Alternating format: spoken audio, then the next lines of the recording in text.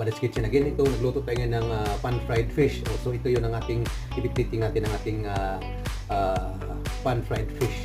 Itong, lagyan muna natin ang ating green vegetable sa ating, ating plate. Ayan, ang ating vegetable. It is spinach, carrots, and broccoli.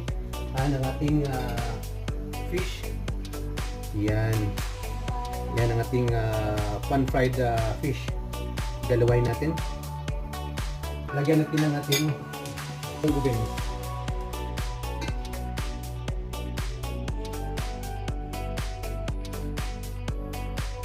Garnish natin dito sa ibabaw.